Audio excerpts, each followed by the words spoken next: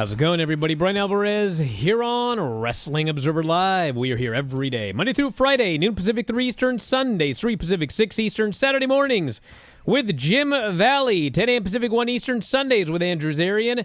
And it's Fun Friday here on the show. That's right, I'm here. And we are going to be joined by Lance Storm for Fun Friday here. And maybe Mike Sempervive. I'm actually not sure. I don't even know if he's going to be here today. I gave him the opportunity to be here. We'll see if he shows up or not. But we got a lot to get into because it's a very, very busy weekend. SmackDown is tonight, and Cody Rhodes will address the John Cena heel turn from this past weekend. So we'll go over the full lineup for SmackDown tonight. And then, of course, we have got Collision coming up on Saturday. A full Collision show, which was taped after Dynamite. Revolution is Sunday. We can go over the full lineup for that pay-per-view. Raw on Monday and Roadblock on Tuesday. So, I mean, every day from here on out, there is a ton of wrestling. We also got a very strange story. Night one of the New Japan Cup didn't happen. The entire show was canceled because of a broken ring post. So we'll tell you about that. Lex Luger is going into the WWE Hall of Fame. We got a lot of notes from different interviews people have done, including Triple H talking about the women and a Tony Khan conference call. Toni Storm was attacked at the debut of her new movie by Mariah May. Angle for the pay-per-view coming up on Sunday, and plenty more. If you want to text us here today, the phone number, 425-780-7566. That is 425-780-7566. F4WOnline at gmail.com. I'm F4WOnline also on Threads, Instagram, and Cameo. Get a Cameo this weekend. A lot of fun. And at Bryan Alvarez on X and Blue Sky. Back in a moment with more Observer Live. Back in the show, Bryan Alvarez here, Wrestling Observer Live. Lance Storm is here, and yes, Mike Sempervive's joined us. He made it. Mm-hmm.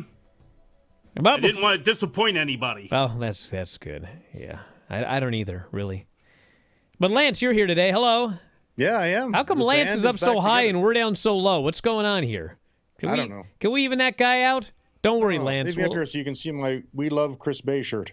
Oh, there you go. We love Chris Bay shirt. We do. Right. We're gonna fix that up a little bit there, so you're kind of on our level. You know what I'm saying? I don't think I should ever stoop to your level. No, well, hold on. I'm gonna get you to stoop to our level here before we get into the serious stuff.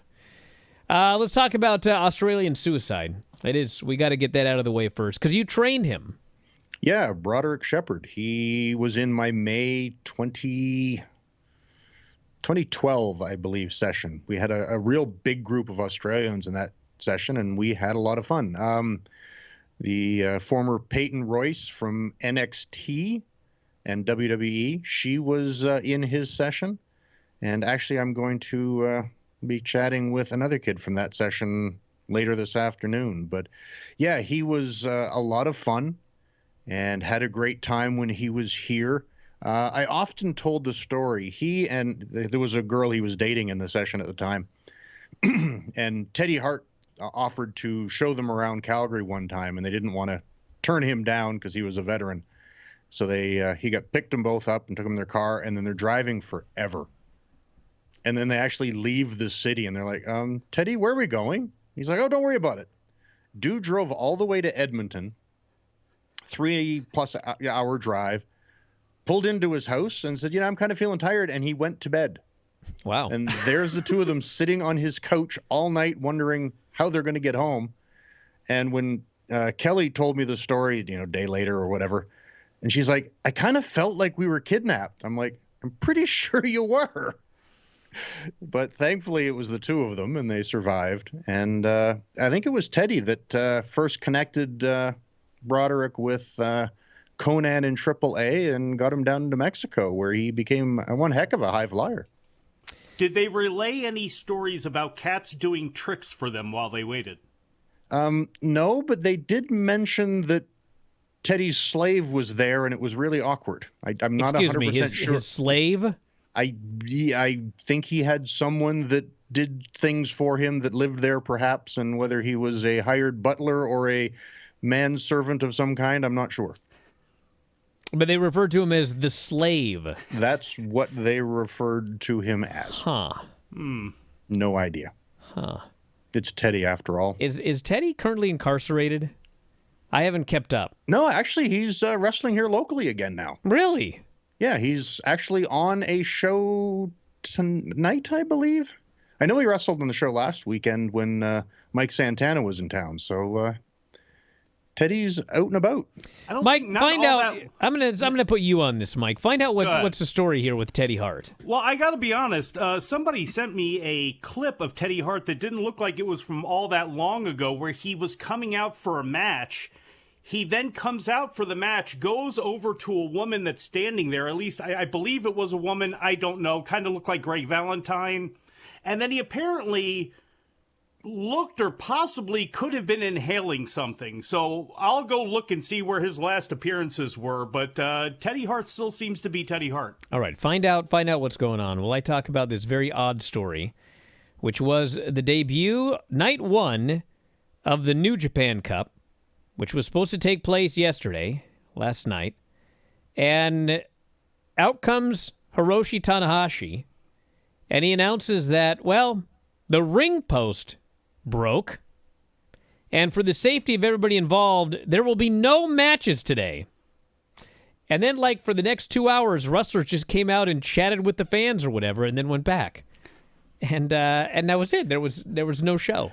5-star microphone performances. I mean, it was like, obviously, listen, you got to keep everybody safe and everything like that. But I know I've worked on shows where, like, something broke, and then, like, they fix it. But apparently this was unfixable, this broken ring post. Busted ring post. And so, like, the show, and, like, they sold tickets, the whole 9 yards, night one, and just never happened. So, Lance, have you ever... I'm trying to think of any time ever that, like, I was involved in a show where, like, the ring broke in some way, and it couldn't just be fixed. In Smoky Mountain, we almost did an entire show on gym mats on the floor because the ring truck broke and couldn't make the show, and Jimmy didn't want to cancel it. So they were trying to contact the custodian or the gym teacher from the high school we were in to try to get the equipment room open so we could cover the floor with the gymnastics mats. And we were going to do a show without a ring.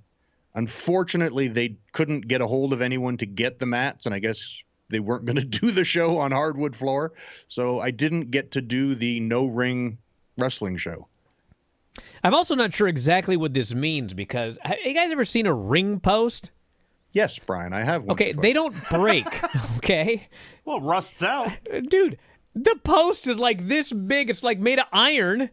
Well, I'm assuming I don't think the post broke. Maybe like one of the cables underneath the ring that crisscrosses or one of the buckles. The rings or the hooks attached to the post broke so that they couldn't attach something. But golly. So anyway, no show. I assume it didn't break in half. I guess now they'll have to like double up on New Japan Cup matches. I guess no 6 or 8 mans or whatever. Well, good for them that they were in Korakuen Hall for 2 straight nights, so they'll be there again for, I guess, what is officially going to be night 1. So I don't know how they're going to fix the ticket situation, but they're at least in the same building for the same night, and it looks as if Teddy Hart has been all in Alberta all the time since late last year, working at these RCW shows. Well, I don't care about like his wrestling career. Like what's his legal status? That's the question. Well, maybe he's constantly in Alberta because that's the only place he's not allowed to leave or something. I don't know. Hold on. Now, Lance, we've also got other people here asking, like, don't they have spare ring posts? I don't think they have spare ring posts. No, not I've often. Never heard anyway. of that. Never heard of that. Oh, look, somebody sent me a. Holy smokes! Yes? Oh, my God. I just got a picture, and it is, in fact, the ring post that is broken. The post is broken in 2, like a tree. Oh, my God. Bolton Oleg said to hell with this, and he bent it himself and said, I'm off tonight. I'm sending this to Lance. Holy smokes. I'll send it to Simpy, too. Golly, yeah, that ring post is broken. Holy smokes. Wow, how is that even possible? I don't even know. They said it rusted through. This might be a post from 57 years ago. Look, everybody. Can you see that? I feel sorry for those on the radio. Look at that. It's broken in two. It's a much thinner gauge metal than I ever would have thought for a ring post. Me too. They need new posts. Golly. Do we blame Tony Khan for this too? The last Tony time Khan? in Australia. Oh, I'm going to blame Tony Khan. You want me to get it going on Tony Khan? Yeah. This bloke? He got that Australian ring and sent it up there, apparently. They got to wait till after the break. Then I'll have a word about old Tony Khan. Okay, what else do we have? Lex Luger going to the Hall of Fame. He's going in this year along with Triple H, Michelle McCool, and the natural disasters. Earthquake and tugboat. Typhoon. No, earthquake and tugboat. Well, they said the natural disasters, so it's earthquake and typhoon. I guess that's true. That's a typo on the front page. Tugboat. Get on it. Get on it. It's nice that they're not waiting too long, because they've done that with a few people that have expressed how important and how much they would really like to go in, and then they wait too long. And so I'm glad Lex is getting it. Unfortunately, John Tenta's no longer with us, but get the people in while you can. I hope we're past that spite era, because Vader really, it would have meant something for him to go in. And he didn't get that chance to do that while he was alive. And I think, in a case like Lex Luger, some of these other people that have crossed with Vince in the past for whatever reasons, time to put that aside for something that does mean a lot. It may not mean a lot to the fans and some of the diehards listening, but it does mean a lot to those people. So there's actually a lot of going on with Lex Luger. Like DDP, he's doing DDP yoga. DDP is trying to get him going. And Luger can now, on his own, stand up out of his wheelchair without assistance, thanks to DDP. So you can follow them on Instagram. Back in a moment, Observer Live. Put the broken ring post pick up for my ex-subscribers, my super followers on Twitter. Hey, boss. Can Yes. I jump in here real quick before you go? After I plug Just my because- 9-week fitness update that is also up right now for my subscribers on X. If you'd like to check out how things are going, how it was done, talk some fitness, subscribe on X. It's much better than the normal X. Trust me on that one. All right, go ahead. Well, this fine person, Andrew Brown, has given you $1.99 in the YouTube chat because they don't realize that you don't answer questions out of the YouTube chat. So I will ask on behalf of him to Lance, any memories with Lex Luger? I remember it was a funny story that he had told me, and then unfortunately I found out that it wasn't true, in that he talked about the only time he had ever gone to the top rope. And he had said that his goal was to never go to the top rope. And there was going to be a superplex attempt where he would shove the guy off and he would do a crossbody. And he wanted to just do it off the second. But when the guy put him up, he put his feet on the outside of the top rope. And he realized that he would either have to climb down to do it off the second like he was hoping and look like a bit of a wuss, or he would have to come off the top rope. And he said he decided he would come off the top rope and said it was the only time he ever did. And then like 6 months later, I was watching an old Lex Luger match where he just climbed to the top rope and came off it. And I was so disappointed. Yeah, but you know what, Lance? I would bet you that when he told you that story, he thought it was true. Oh, I guarantee you. Okay. Because I was, we play these clips of my matches during the break sometimes. And in my head, okay, I never did a pescado in my life, ever. From the inside to the outside, never. Like, I don't remember. And then all of a sudden I'm watching it, and I did one in a match with Vinny. And I was like, what? That was me. I totally don't remember ever doing it. And I never wanted to, and I don't think I ever did it again. But if someone would have asked me, did you ever do pescado, I would have said no. And then I would have looked like a liar because it's right there on the YouTube thing. Yeah, I've told stories before that I swore were true, and then you find out later that, oh, the dates don't work. That didn't happen. Yes. It's like, oops. That happens all the time. Now, Bryan, and I'm not saying that you're a smaller man, but there are people like Craig and Vinny in this world. How many times did somebody say, come on, I'm putting you in the torture rack?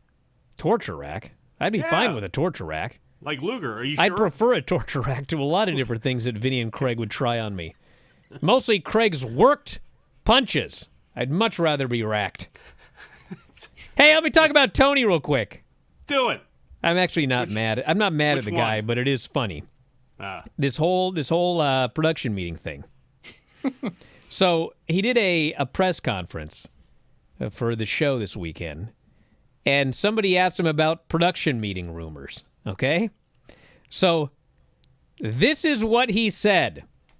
Answering a rumor about not having production meetings, Khan says he meets with several working groups and individuals at several points during event days.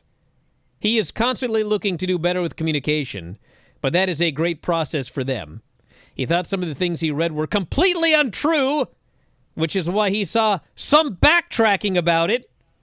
He doesn't think about that anymore and wants to eliminate those kinds of distractions. He found some of the discourse, quote, amusing. Consider the source.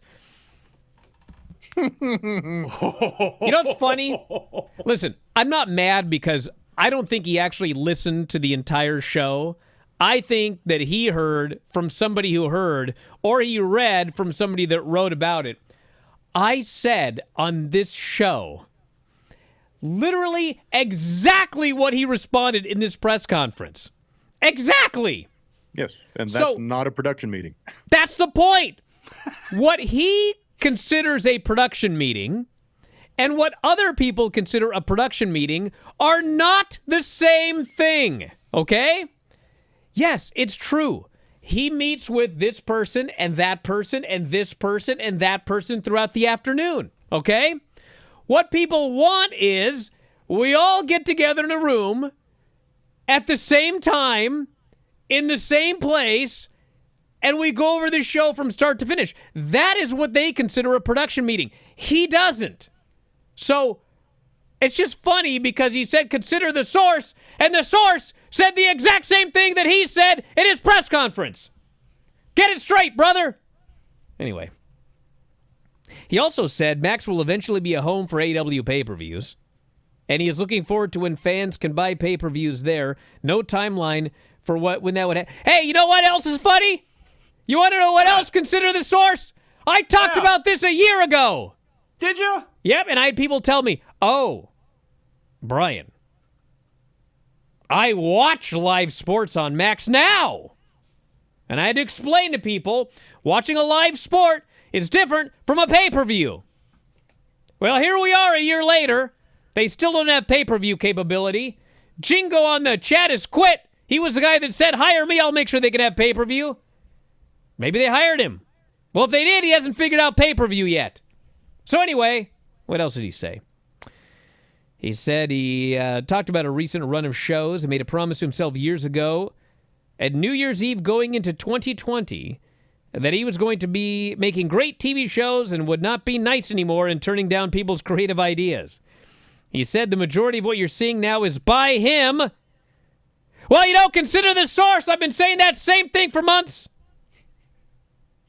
He should be doing that. He said he's been times in the past where he's been too collaborative, and that part of the process is saying no. Huh. How about that? Asked about the absence of the Face of the Revolution ladder match. He said it was about putting the right people in the right situations at the right time. Happy what is going on with the TNT title scene right now. And asked if he feels added creative pressure given the John Cena heel turn. Khan said they were happy with their shows right now. Doesn't want to change anything he's doing just because another company did. Well, that's smart. Yes, that is the correct answer. And also, they have been on a string of good shows. I can't remember the last Dynamite or Collision that was like, I don't know about this one. They've been good shows of late. Same with WWE, with the exception of SmackDown. Raw, NXT have been like on a string of really good shows. So if you're not watching everything right now, you're missing out. I'm telling you. Mm-hmm. There's another company that's had consistently TNA good as shows. well, yes. Why don't you tell us about it, Lance? Yeah, that's, again, we have, what's the name of our next show? I'm blanking. Sacagawea? I think it's Sacrifice. I don't think it's El Paso next Friday anyway. We have our next show, and the big question now is, will Cora Jade be cleared in time to challenge Masha Slamovich? It's a good question. But even if we don't, we've got Moose and Jeff Hardy, and we've got a lot of other things. We've got a 10-man tag, involving Joe Hendry and the rest of the system. And again, I'm not sure what else. Actually, it has been announced. It's actually a 10-man cage, and the Jeff and Moose match is a ladder match. So big things are afoot. The Jeff and Moose match. That sounds like that's a cartoon from the 60s. The Jeff and Moose match. More importantly, Brian, when does the Consider the Source T-shirt with your giant face on it? That's actually a good idea. But no one would buy it if my face were on it. I'll have to have some other like logo or something like that. All right. By the way, I want to say one other thing about Lex Luger, and I've said this for years, ever since I rewatched all those Nitro shows. Man, this guy got screwed 6 ways from Sunday. Dude. Yeah, he did. I remember growing up, and I would always read The Observer, and I'd always hear from people about how, Lex, he just, he always had these opportunities, but he always dropped the ball, this and that. And then I actually went back and watched all this stuff again, and it's like, dude, this bro didn't drop the ball. I mean, maybe he was not like the greatest worker, and maybe sometimes he didn't like give 100%, but he always at least gave 90. And like a lot of the times he did give 100%. And I can't tell you how many times they would pull the trigger on the guy and the frickin' place would go crazy. That time when he beat Hulk Hogan in the middle of the NWO run, oh my God, that was like one of the biggest pops of the Monday Night Wars. And then they did nothing with it. They just took the belt off him, and I was like, what? And like every time I saw one of these things, like, the Yokozuna deal, we watched all that TV leading up to that SummerSlam where he won via count out. And I just remember going, man, dude, that guy got screwed. And then, by the time, the Royal Rumble came along, people wanted Bret and they cheered Bret more. But it was like, gee, I wonder why. You totally dropped the ball with this dude. You made him look like a geek. He won via count out and then celebrated like he won the world title. It was like, God, this guy just got one time after another, just screwed. And if you go back, he was a really good worker before the motorcycle accident. Yeah. He became a little more gun-shy afterwards, but he became a really good worker. But he wasn't even bad. No. I saw bad wrestlers, and I would never say that Luger was a bad wrestler. No, he and Sting, I think, are the avatar for a lot of people that saw WCW in their demise and blame them for it, as if they could have done anything with that company. It wasn't their fault. But they kind of got really saddled with a lot of that. And I think in the last couple of years, I think people have shaken a lot of that away, because watch Lex Luger as a heel with Ricky Steamboat in '89 and tell me he can't work. I think that's been one of the most overrated things. Was he Arn Anderson or Ric Flair in the ring? No, he wasn't. But was he more than passable? For sure, and definitely had an aura and a charisma that a lot of other guys didn't, whether he loved the business or didn't love the business at the time. I will say the one thing about Luger that I did notice in his work was he wasn't a guy that loved taking bumps. That was a thing that I always noticed. That was more after the motorcycle accident, though. Actually, that's true. That is true. After the motorcycle accident, he was like, he would bump like me. The period of time that Mike's referring to, like he was a heel against Pillman Jr. Hold on, we got to go to break. Back in a moment. Observer Live. And the show, Bryan Alvarez here, Wrestling Observer Live. Mike Sempervive, also of WrestlingObserver.com. So it's a long story, but the phone line is open, but not the international. Actually, you know what? Maybe I can do it. Hold on. Let me see if I can make this work. And Lance Storm is here, by the way, everybody, too, in case you've missed the first couple of segments. Got to keep undoing. Oh, Brian shakes his phone. Yeah, I got to undo it so I can get the other Good audio, back. brother. Yeah, that's right. You shake. There's a point to this. Brian. There's a point to this. So anyway, if you want to give us a call, the number is 618. Come on, dude. Jeez. Stupid iPhone. Oh, my God. It's going to make it do it one letter at a time. Classic. It's only happened to me. If you want to call us, 618-762-3275. This dude couldn't erase anything on an Etch-a-Sketch. Look at him. I got a better idea. I'm going to give you the international caller line because it's actually on this one right here. callinstudio.com/show/WOL. I think works. But I don't know because I deleted the other one because I'm an idiot. It's Fun Friday, folks. Well, you see, Bear with us. You want me to explain this to you? Sure. So I've actually got, I actually have two different So you have to create a profile or whatever. So I have one for Observer Live, and I have one for After Dark, okay?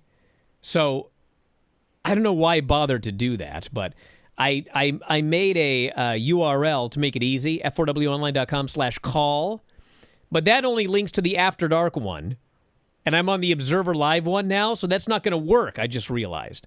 So anyway, the International Web Browser line, you're going to have to do the long URL for this show, and you can do the short URL for After Dark. It's just ridiculous. Anyway. And actually, this should be WOL, right? Does any of this matter? It's Fun Friday. Does anyone have anything they want to talk about? No? Okay. If you want to give us a call, 618-762-3275 or callinstudio.com/show/WOL if you want to use the international caller line, which nobody's bothering to use. Who cares? Let's go to the phone. You're on the air. What's up? What do you want to talk about? Hey, it's Bryan in Portsmouth, Virginia. I want to ask Lance, 'cause I don't know if we've heard his thoughts yet. What were your thoughts about the John Cena heel turn? What was your takeaway? What were your thoughts about the heel turn for John Cena? Thanks for taking my call. Thank you, Brandon. I think it certainly succeeded in that it got a lot of buzz and a lot of people talking.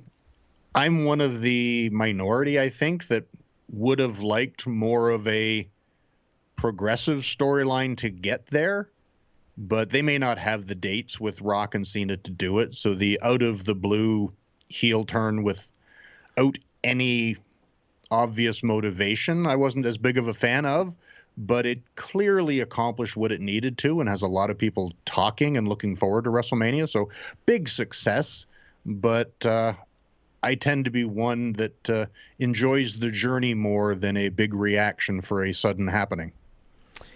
All right, let's go to the phones. You are on the air. Who is this and where are you calling from? Hey, man, it's Inder from Toronto, and it's good to be on the air with Lance Storm, man. That's such a cool thing. You're a legend, Lance. I just wanted to ask you your opinion on Elimination Chamber Toronto. Did you go or did you see the event, and what was your overall opinion on the event, on the pay-per-view? And also, I'm looking forward to the TNA show in Brampton. I saw that there's tickets in Brampton at the CAA Center, so I got the front row tickets for that, man. Thank you, Lance, for everything you've done. Take care, guys. This guy goes to a lot of shows. Yeah, well, first of all, and also sees a lot of giants. Yes, thank you for coming to the Brampton shows for TNA, which are May 23rd and 24th for anyone else in the Ontario area. I'm in Calgary, so I didn't go to the Toronto Elimination Chamber show. And to be honest, even though I can now with Netflix watch it, I haven't seen the show. I'd like to sort of stay immersed in my own environment and watch the wrestling that pertains to TNA. So I will watch NXT because of the crossovers, but I don't spend a lot of hours watching WWE product. So I didn't go and didn't actually watch the whole show. But Wow. you did see Travis Scott slap Cody Rhodes. So I got to get your opinion on that one as somebody who's been in all aspects of this business. Cody Rhodes is laying their face down. Let's assume Travis Scott was told, you're going to slap Cody Rhodes. Back of the head, sure. But, please tell me how that would have made any sense, whether you're a pro or not, when a guy is laying face down, that you slapped him on the side. There was only one way for that to go, right? It was not good, but again, it would depend on what was told, what was planned. If he was told you're going to hit Cody, Cody's old school. I could see him saying, dude, don't break my nose or knock my teeth out, but I'd rather get stiffed than have it look bad, so don't be afraid to hit me. I've seen so many wrestlers say that. It's like, just hit me. I don't care, because they want it to look good. And but I thought the rule was ears, eyes, nose. Well, again, most people are more concerned with their teeth or their nose. A broken eardrum is not the end of the world. I would imagine half the rosters had their eardrum popped at one point in time. Chris Candido did mine once in a tag match in ECW when we were partners. And he was your partner? Last time I tagged with that guy. Along. That was the gimmick, if you remember back then. And he slapped me in the face and caught my ear, and you immediately get that whistling sound in your ear because your eardrum is now perforated. And I wrestled the rest of that tag match. And then we had a singles match right after that because that's what we were doing at the time. And when I went home and went to the doctor, they had to send me to an ear specialist because they were concerned I might need it stitched. Thankfully, it did not. Did you have any concern about flying home after that? I didn't even really think about it. I guess I'm going home. He didn't think about it till his eyes were bleeding on the flight back. But there was so much blood in my ear. They actually had to freeze my eardrum to clean all of the blood out. And it was so painful. And just to give you an idea, they laid me on my side on the exam table. The doctor got above me, put the heel of his hand against the side of my head to hold it down and said, "Try not to jump. This is really going to hurt." And then he stuck a needle inside my ear to freeze it. And boy, did it hurt, but I managed not to jump. It was fun. And they cleaned all the blood out and thought I didn't need a stitch, and I just had to avoid swimming, showering, unless I kept it covered because you couldn't get water in it. Hey, at least the guy told you the truth. I broke my arm in the 7th grade. The only bone I ever broke my arm. And you broke your orbital bone. And the funny thing is, like, it hurt when I fell on it, but then, like, I got up and I got in the car, and then, like, I drove home, and then it really didn't hurt that bad. And then, you know, we were having dinner, and you guys would have to know my dad to really get this one, but he just looks and he goes, "Is your arm supposed to be bent like that, son?" And I look down, and the answer is no, Dad. My arm is not supposed to be bent like that. It looks like this. And so they take me to the doctor, and my bone's broken. And this doctor, he goes, "I'm gonna break it back into place, but it won't hurt." That's the biggest lie I've ever been told. That freaking hurt so bad when that dude broke my arm back into place. And they put the cast on it, and that was that. But oh my God, you lied to me. You absolutely lied to me that was not going to hurt. That hurt so bad. And in a throwback to the Lex Luger story, Semp, he believed it to be true. It was the only bone when he told the story. That's true. That is actually the only bone I broke. Well, I guess I broke my orbital bone. I was wrong. God darn it, Apostle Paul. CTE is creeping. You know, that in on reminded you, me old as man. well. Well, you don't think about that because I didn't do anything for it. I just let my eyeball go like this for the rest of my life. So I remember when it was... we were going to get Paisley vaccinated at her school. And, you know, there's this long line of kids going in to get their shot. And she did not like shots at all. She did not like needles. And, you know, I was like, "Paisley, listen to me, okay? Your fear of this needle is far worse than the shot. The shot is just going to be boom, in and out, okay? It's going to be a poke, but that's it. Like, it's not going to hurt. You're not going to be sitting here like... you know, in pain for months on end, or the needle's not like this big. It's just in and out. I mean, it's going to be done."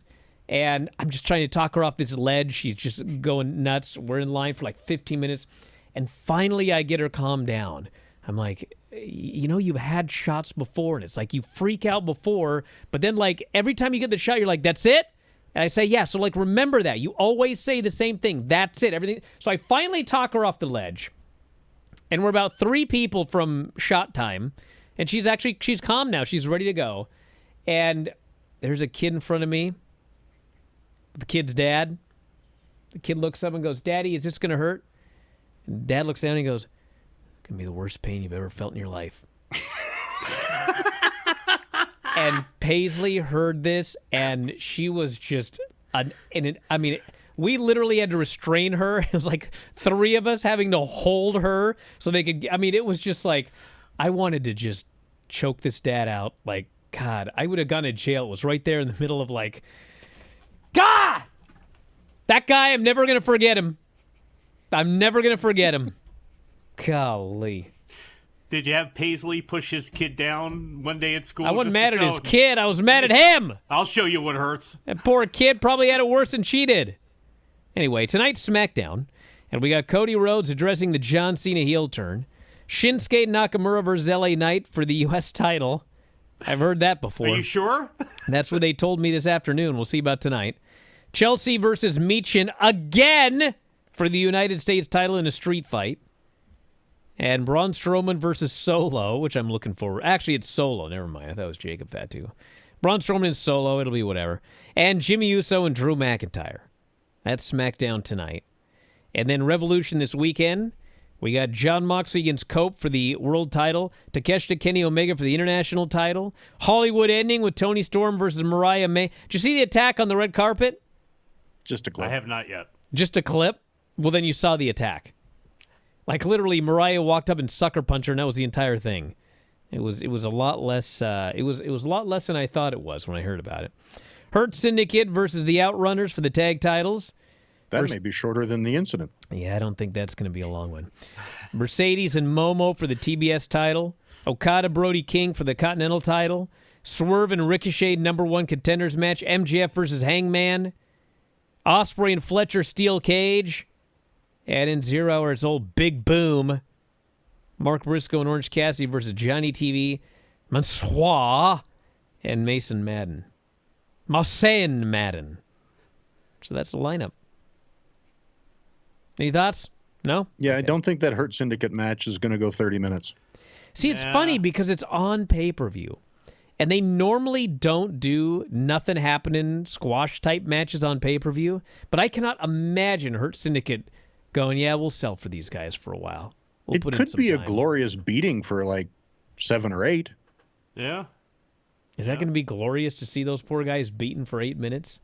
Well, I don't know. Lashley and Benjamin are pretty fun watching them beat other people up. I mean, Those two they're could good throw at it. guys and do all kinds of stuff. Yeah, they could throw them around for quite a while. That is... Whether they want to be thrown or not. We also got the date for the next Saturday night's main event. May 24th will be the next Saturday night's main event at the Yuengling Center in Tampa, Florida. There'll be 4 straight nights over Memorial Day weekend. The 24th is Saturday night's main event. The 25th is Battleground. The 26th is Raw, and the 27th is NXT. They're doing a lot of these 4 straight night deals. We've got an NXT coming to Las Vegas, actually, over WrestleMania weekend. Will there be bull riding?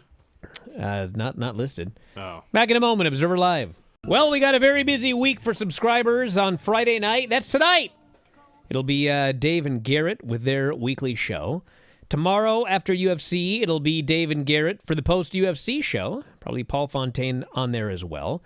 On Sunday, it'll be Observer Radio with Dave and I after the AW pay-per-view. And another show with Vinny and Craig and I after... So basically 2 shows after the pay-per-view on Sunday night. And the Bryan and Vinny show will be available on Twitch as well. So if you're a Twitch subscriber, you can watch the post-show live. And you can become a Twitch subscriber by using your Amazon Prime account. Hopefully that's still accurate. I know there were some changes that have been taking place with Amazon and Twitch. But I think you can still use your Amazon Prime account to get a free Twitch subscription. So that allows you to watch Observer Live every day as well. So check it out. That's twitch.tv/F4W video. And also, I'm trying to get F4W video /Twitch set up. I'm trying to make these all easy. Because we got F4WOnline.com. I screwed that up, didn't I? That's what happens when you're trying to do too much at once on Fun Friday. F4WOnline.com/Apple. F4WOnline.com/Spotify. Apple. F4WOnline.com/YouTube. F4WOnline.com/Twitch. Look how he suffers when he's wearing sleeves, folks. F4WOnline.com/ whatever the other one I was going to say. Who cares? It's Fun Friday. Get out of here, everybody. Right? Go Have a good Exactly. weekend, folks. Yeah, go have a good weekend and play that music over there at the studio. Show's off the rails. Listen to Jim Valley Yeah. and Andrews Arian. Yeah, they're on this weekend as well. Set your clocks back, folks. Okay? That is one good thing. The Yeah. days get longer No, after tomorrow spring night. forward. Yeah, Spring spring forward. forward. So the days get Yeah. longer. So put your clock forward, not backwards. Yeah, Mike. We'll talk to you next time. Wrestling Observer Live.